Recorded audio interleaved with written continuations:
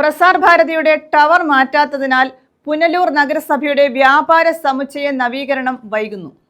നഗരസഭയുടെ 7 നില വ്യാപാര സമുച്ചയത്തിന്റെ നവീകരണമാണ് വൈകുന്നത്.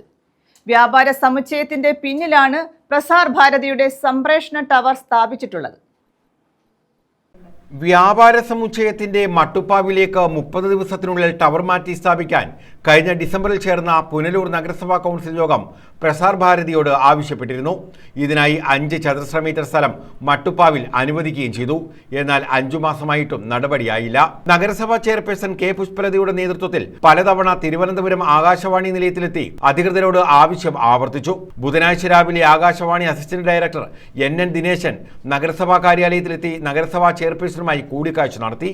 ടവർ മാറ്റുന്നതിനുള്ള അനുമതിക്കായി ഡൽഹിയിലെ ആസ്ഥാനത്തേക്ക് കത്ത് നൽകിയിട്ടുണ്ടെന്നും ഉടൻ തന്നെ നടപടിയാകുമെന്നാണ് പ്രതീക്ഷയെന്നും അദ്ദേഹം പറഞ്ഞു. പതിറ്റാണ്ടുകൾക്ക് മുമ്പ് സമുച്ചയ വളപ്പിൽ സ്ഥാപിച്ചതാണ് നിലവിലെ ടവർ. ഇത് മാറ്റി സ്ഥാപിച്ചാൽ മാത്രമേ സമുച്ചയത്തിന്റെ നിർമ്മാണത്തിന് അഗ്നിരക്ഷാസേനാ വകുപ്പിന്റെ NOC ലഭിക്കുകയുള്ളൂ. സമുച്ചയത്തിലെ ലിഫ്റ്റിന് മുകളിലായി ടവർ സ്ഥാപിക്കാനാണ് നേരത്തെ ആലോചിച്ചിരുന്നത്. ഇതിനായി കൊല്ലം TKM എഞ്ചിനീയറിംഗ് കോളേജിൽ നിന്ന് വിദഗ്ധരെത്തി കെട്ടിടത്തിന്റെ ദൃഢത പരിശോധിച്ച് സാക്ഷ്യപത്രം നൽകിയിരുന്നു. എന്നാൽ ഇവിടെ അനുവദിച്ച സ്ഥലം പര്യാപ്തമായിരുന്നില്ല. തുടർന്നാണ് സമുച്ചയത്തിന്റെ മട്ടുപ്പാവിൽ ടവർ സ്ഥാപിക്കാൻ തീരുമാനിച്ചത്. ഇതിനായി വീണ്ടും ദൃഢതാ പരിശോധന നടത്തുകയും ചെയ്തു. 1 വർഷത്തിനുള്ളിൽ പൂർത്തിയാക്കുമെന്ന വാഗ്ദാനവുമായി 2018 ഏപ്രിലിൽ ആരംഭിച്ച സമുച്ചയ നവീകരണ പ്രവൃത്തി 7 വർഷത്തിനു ശേഷവും നീളുകയാണ്. അഗ്നിരക്ഷാ സംവിധാനങ്ങൾ ഒരുക്കുന്നതിന് ജില്ലാ പഞ്ചായത്തിന്റെ ഇലക്ട്രിക്കൽ വിഭാഗം തയ്യാറാക്കിയ 58 ലക്ഷം രൂപയുടെ പ്രവൃത്തി കെട്ടിടത്തിൽ പൂർത്തിയാക്കേണ്ടതുണ്ട്.